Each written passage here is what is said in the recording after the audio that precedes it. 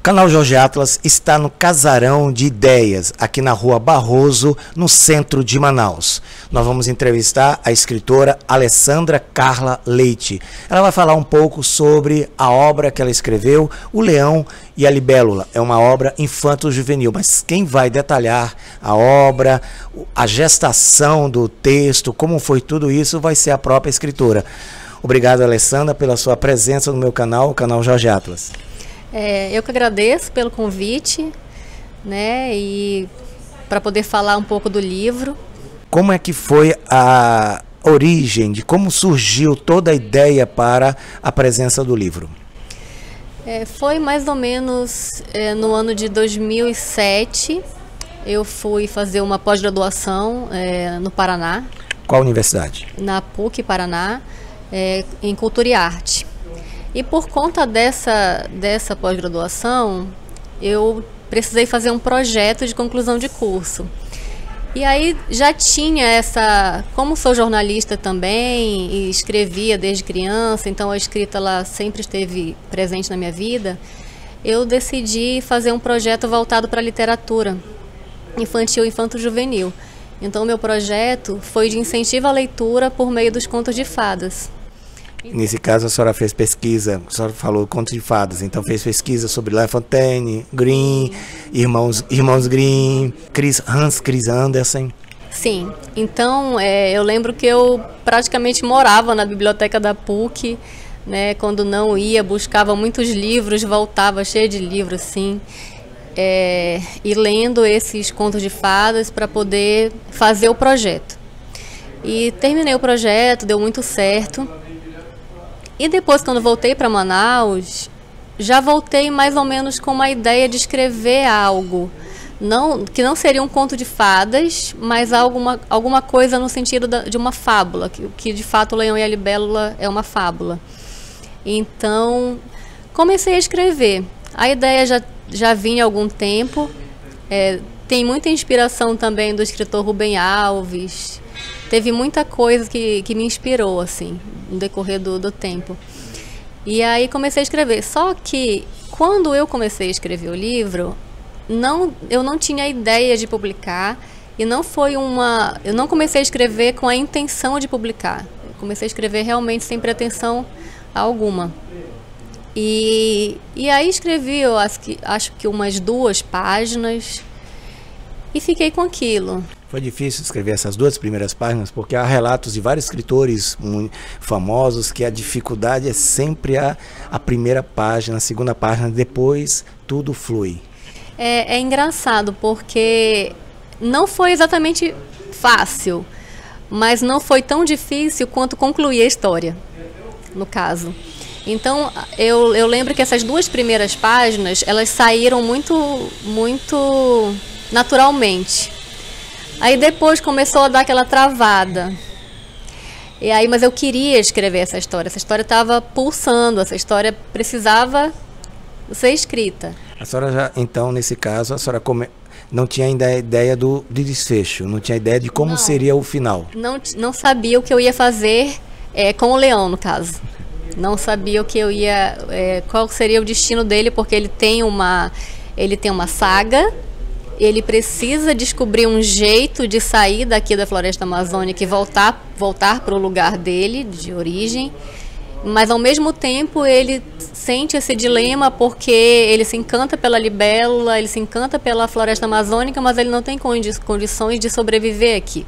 Então, ele fica nesse dilema. Então, não sabia o que fazer com isso. E agora? Como que o leão vai voltar? Se ele fugiu do circo, porque ele fugiu de um circo para ir para a floresta, para dentro da floresta. Então, se ele fugiu do circo, eu não quero fazer ele voltar para o circo, porque no circo ele era infeliz, no circo os animais são explorados, às vezes não são bem alimentados, e enfim. Então, tem também ali, não exatamente uma crítica, mas num fundo, uma crítica em relação a as condições que os animais têm. Os animais têm nos circos, né? E aí foi assim. E comecei a mostrar para alguns amigos bem próximos. Aí, o que você acha? Comecei a escrever um livro. Aí, nossa, tá bem bom. Por que você não publica? Por que você não vai atrás? Só que assim, O meu universo, até então, era um universo unicamente do jornalismo. Eu não vivia dentro de um universo literário, eu não conhecia processos de editar livro. Enfim, não sabia nem por onde começar, nem quem procurar. E aí, só que as pessoas começaram a colocar essa ideia na minha cabeça, e à medida que o livro ia sendo escrito, e aí quando chegou a hora do final, eu tive várias conversas, e numa conversa surgiu a ideia do que eu faria com o leão. Os caminhos da vida sempre a levaram para longe do reino dessas águas, em direção aos mares distantes de seu ninho. Mesmo não sendo uma espécie comum na floresta amazônica, ela havia nascido ali, naquele universo. Tem um escritor, Jô Soares, que ele fala que ele começa a escrever o livro pelo final, depois que ele vai pelo início. A senhora fez do início, agora chegou ao final. Mas não conte o final, não conte ainda o final. Deixa que os nossos internautas ainda conheçam como é que é a história, o que o leão faz para sair daqui da floresta. A senhora é jornalista. A senhora utilizou também de seus conhecimentos, da sua experiência na área de jornalismo para criar algumas características dos personagens que fazem parte da história? Eu acredito que eu usei a experiência no sentido de falar da floresta, de falar da preservação, não exatamente, claro que a experiência da escrita ela é primordial, mas na construção da história em si não diria mais no sentido do que a gente já estuda, trabalha, pesquisa sobre a Amazônia. Então, em algum momento, aquele conhecimento está aqui, né? Quando fala aqui da biodiversidade, quando fala que a libélula não fica em lugares poluídos, ela não sobrevive. Então, tudo isso é fruto de uma pesquisa. Então, quando finalmente se deu conta de que já não podia permanecer tão longe do céu que tanto amava, dos rios que a esperavam para admirar suas cores, que qualquer um podia ver no reflexo das águas, a libélula decidiu voltar. Nós vivemos numa época em que a modernidade pede desenhos, pede figuras, pede cores. E vejo que o livro foi ilustrado por Elvis Braga. Ele conseguiu, na sua opinião, captar todo o seu anseio que o livro possui, com todas as ilustrações que enriquecem o texto? Totalmente. O Elvis, na época nós trabalhávamos juntos em um jornal aqui em Manaus, e eu lancei a ideia. Ele nunca havia ilustrado um livro antes, ele basicamente trabalhava ilustrando charges, trabalhava como chargista no jornal. E aí eu lancei a ideia e ele topou. Então foi a primeira obra dele para um livro. Foi a primeira obra dele para um livro, e ele se destacou muito na editora. Todo mundo ficou muito surpreso, né, de como ele conseguiu. Ele conseguiu realmente, porque era um trabalho muito... nós trabalhávamos muito próximos. Era mais ou menos assim: Elvis, na capa eu quero que o leão esteja olhando para a libélula desta forma, eu quero passar este sentimento no olhar dele. Tu consegue? Aí eu passava o texto para ele, ele lia, eu conversava com ele, dizia o que eu queria e passava o texto para ele ler. E cada ilustração foi feita dessa forma. Então eu acho que ele não apenas conseguiu, ele superou as expectativas. Em alguns dias, a libélula cansava e se recolhia. Presa em finos galhos, ela contemplava com carinho a beleza dos ribeirinhos que iam e vinham todos os dias em busca de sustento. A vida para eles era aquilo ali. Mas tem também a outra parte do processo, né? A publicação. Sim. Como foi chegar até a editora Valer e conseguir fazer a publicação, conseguir colocar o livro nas suas mãos e nas mãos das outras pessoas? E aí então entra o jornalismo. O jornalismo teve tudo a ver com, talvez, a forma de eu chegar na editora. Por quê? Porque eu estava trabalhando, fazendo uma cobertura jornalística no Teatro Amazonas. Era 1º de janeiro de 2013. O livro, eu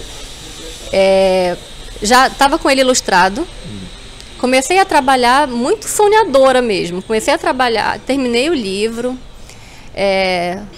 contratei o Elvis, nós começamos a fazer essa parceria, ele ilustrou e trabalhei com outro diagramador amigo também e a gente fez alguma coisa ali. Justamente porque eu já queria chegar na editora com o livro ilustrado e diagramado. Queria mostrar que era tudo profissional, era tudo pronto, sério. Tava tudo maravilhoso. E aí eu tava nesta fase do processo quando eu estava fazendo esse trabalho, essa cobertura jornalística. Nesta cobertura jornalística, eu encontrei o escritor Tenório Teles, que eu não conhecia pessoalmente, não tinha convívio. Conhecia, claro, como todo mundo conhecia, da literatura dele ser professor, dos textos dele no jornal, as colunas. E então ouvi uma conversa, ele falando, já não estava mais em Manaus, já estava falando com alguém muito perto de mim, que alguém tinha substituído na Editora Valer, e que esta pessoa queria receber agora os originais. Esta pessoa que estava conversando com ele era alguém também interessada em apresentar algum original, algum livro. E aí me deu aquele estalo. Eu vou perguntar. Aí eu disse: oi, professor, tudo bom? Me apresentei. Desculpa, eu não pude deixar de ouvir, que você está muito perto. Queria saber como que faz para chegar lá na editora e apresentar um projeto. Ah, você, mais ou menos isso a conversa. Você tem um livro escrito? Eu falei: tem, está ilustrado, está diagramado, né? Fiz aquela propaganda. Interessante, aí perguntou mais ou menos como era e pediu que eu mandasse por e-mail e me deu um prazo, mais ou menos de 1 mês, para ele ler e me dar um retorno. Então foi o que eu fiz. E aí, muito nervosa, fiquei. Nossa, meu Deus. E aí, ok, aconteceu isso. Depois de 1 mês, fui chamada na editora e eu tinha certeza que não tinha passado. O não estava garantido, a senhora estava esperando o sim. Eu estava esperando um não mesmo. Eu estava muito insegura, eu lembro. E aí, meu Deus, sabe quando bate aquele arrependimento? Ai, gente, vão dizer, quem é essa menina? De onde surgiu? Porque existe todo um grupo de escritores já há anos trabalhando aqui e tudo. Aí, de repente, alguém chegar assim, quem é você? Então, é algo que mexe com aquilo e eu estava muito, muito insegura, eu lembro disso. Fui chamada lá para reunião com o Tenório Teles e, para minha surpresa, o Conselho Editorial havia aprovado e foi feita a proposta para ser publicado. E assim, eu lembro que eu saí de lá e entrei no meu carro chorando, assim, muito emocionada e ao mesmo tempo com muito medo da repercussão, com muito medo da exposição, porque você, quando escreve, a sua alma está aqui. Quando você lê um escritor, você lê a alma dele. Se você é um bom leitor, você lê tudo que tem do escritor está na obra dele. Então, querendo ou não, você se expõe. E aí eu fiquei, mas enfim, aí passei o ano inteiro, depois, isso foi em fevereiro, eu passei até começo de agosto, final de julho, no processo de edição, de gráfica, de tudo. Eu optei por pagar por tudo, né? Então foi um livro que tem a chancela da Editora Valer, mas foi um livro que eu financiei. Então eu optei por isso. É difícil, a senhora é jornalista, então agora escritora, não dá para viver só de literatura ainda. Ou a senhora tem perspectivas de sobreviver, de viver utilizando a literatura como seu meio de vida? Seria a nossa utopia, né? O escritor Eduardo Galeano dizia que é para que serve a utopia? Voy a leer unas palabritas que tienen que ver con el derecho de soñar, con el derecho al delirio, a partir de algo que me ocurrió en Cartagena de Indias, hace ya algún tiempo, cuando estaba en la universidad dando una charla junto con un gran amigo, un director de cine argentino, Fernando Birri. Y entonces los muchachos, los estudiantes, hacían preguntas, a veces a mí, a veces a él, y le tocó a él la más difícil de todas. Un estudiante se levantó y preguntó ¿para qué sirve la utopía? Y yo lo miré con lástima, digo, uy, qué lío ahora. Y él contestó estupendamente, de la mejor manera. Dijo que la utopía está en el horizonte. Y dijo, yo sé muy bien que nunca la alcanzaré. Que si yo camino 10 pasos, ella se alejará 10 pasos. Cuanto más la busque, menos la encontraré, porque ella se va alejando a medida que yo me acerco. Buena pregunta, ¿no? ¿Para qué sirve? Pues la utopía sirve para eso, para caminar. Para mim, essa história de viver de livros no Brasil é uma utopia. Para mim. Claro que eu não vou desistir. A gente vai trabalhando, vai fazendo, mas acaba que, infelizmente, você precisa trabalhar na sua profissão de formação para sustentar, no caso, a sua arte ou a sua literatura. A literatura é uma arte, então, no meu caso é isso que acontece. Eu preciso trabalhar como jornalista para sustentar os projetos, os sonhos da escritora. Então, nesse caso, vem mais livros? A senhora já tem previsão de outros livros infantos juvenis, adultos, presentes? Já tem assim alguma ideia de tópicos e temas e histórias? Sim. Escritor é uma criatura esquisita, né? A gente passa anos, às vezes, com algum projeto, algo rabiscado, uma história, e guarda na gaveta. Aí depois, passa um tempo, acontece alguma coisa que te inspira, você volta ali. Então, eu já conversei com vários escritores, porque não achava isso normal, mas com todo mundo que eu conversei é assim. Livros que eu li de autores falando sobre processo criativo é assim. O Stephen King, ele fala disso, que teve uma obra dele, que eu não lembro agora qual, que ficou anos na gaveta, que ele ia abandonar, e a esposa encontrou e ele continuou escrevendo, que ela incentivou. Então, mais ou menos isso. Então, eu tenho algumas histórias nesse sentido, escritas, uma terminada, mas é terminada entre aspas, porque eu já estou com outra ideia para reescrever e mudar alguma coisa, e eu sei que eu vou mudar praticamente tudo. Isso aconteceu com Leão e a Libélula e provavelmente vai acontecer com os outros. É um perfeccionismo que também que bloqueia, atrasa um pouco as coisas. Estou com outro livro também em processo. Nesse eu preciso fazer uma pesquisa mais aprofundada para que aconteça. E eu estou nesse momento me programando para fazer essa pesquisa, que não é aqui em Manaus, então vou precisar me organizar melhor. E está saindo uma reedição do Leão e a Libélula pela Chiado de Portugal, e deve chegar aqui em Manaus mais ou menos junho ou meados de julho os exemplares. Se alguém aqui acessando o nosso programa no canal Jorge Atas no YouTube tiver interesse em ter um exemplar do seu livro, como é que ele pode fazer o contato com a senhora para poder adquirir e conhecer um pouco do seu trabalho dentro desse livro, O Leão e a Libélula? Então, como já tem quase 6 anos de lançado, então você pode imaginar que eu não tenho mais exemplares para comercializar.